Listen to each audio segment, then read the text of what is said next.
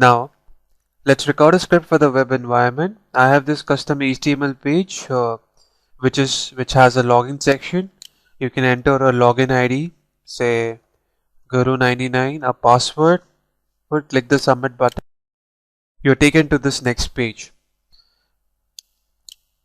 In QTP, let's record these three simple steps. Click the record button. Select the default settings, click OK. In the web page, enter the login ID, password. This could be any login ID or any password. Click the submit button. You're taken to the next page. Stop recording. Now, let's do something which is very common in the practical world. The developer thinks that the name for the button submit is not intuitive enough and he changes the value to login. So let's go ahead and do the change. You can open the file with any of the editors. I'll choose Notepad since it's readily available. I track down the code for the submit button. Right now its value is set to submit. I just change it to login as discussed. Save the code. On refreshing the HTML page, the name of the button is changed from submit to login. The next leg of the scenario, as it has happened many a times in the past as well, the changes are not communicated to all the stakeholders, particularly the testing team, and you run the same script on this new page. So let's run the script. For obvious reasons, the script must fail since the value of properties of object has changed. In this case, the login. Running the script.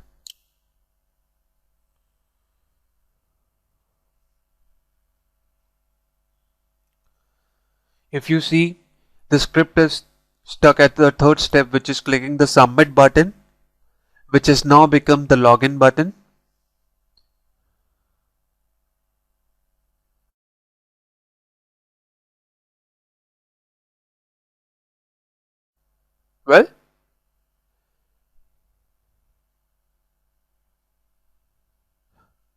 Well, the script actually passes. It succeeds.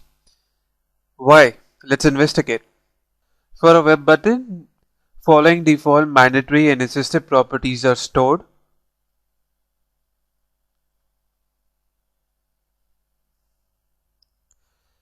For the original button submit, HTML code is onClick is actually a JavaScript function and can be ignored. If for a button, name property is not specified, the value property is taken as the name property. As per as the object identification properties, HTML tag input, name which is actually value property as submit, type as button, it's stored in the object repository along with the class of the object.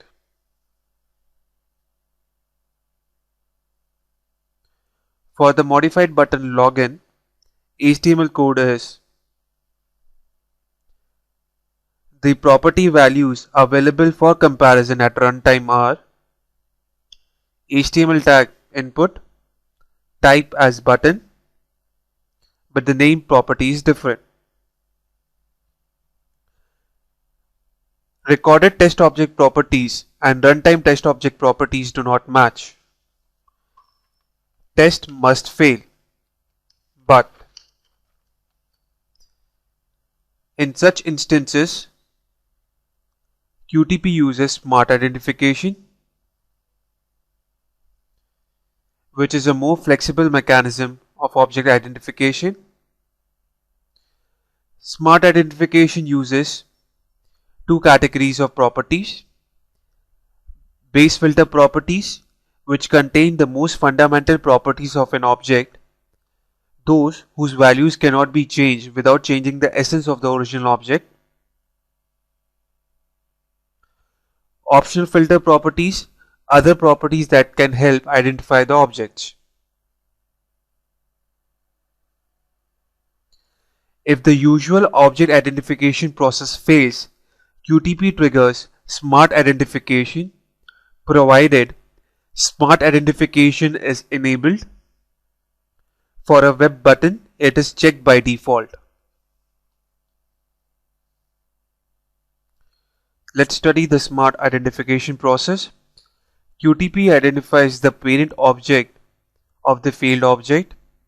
In our case, the parent object is page object. Prepares a list of all child objects of the parent. In our case, child objects are web table, 2 edit boxes,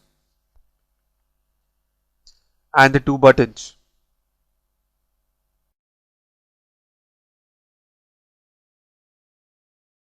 Next, QTP uses the base filter properties to reduce the object candidate list.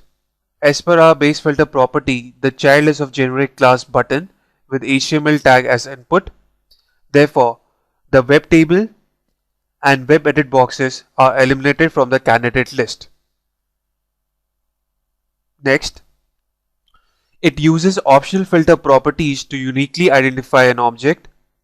Currently, the object candidate list has 2 objects, login and reset, with corresponding HTML codes.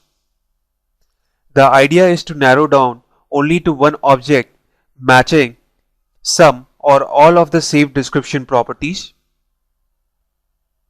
The first optional filter property, name, is compared. As we have studied earlier, name and value property are the same, but name available is login and reset. Hence this property is skipped. Next type property is compared, whose value matches that of the login button, and a unique identification is possible. The succeeding comparisons are ignored.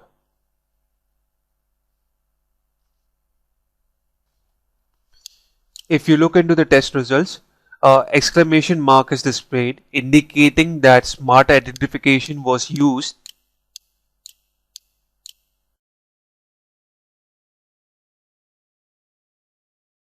along with the corresponding smart identification details.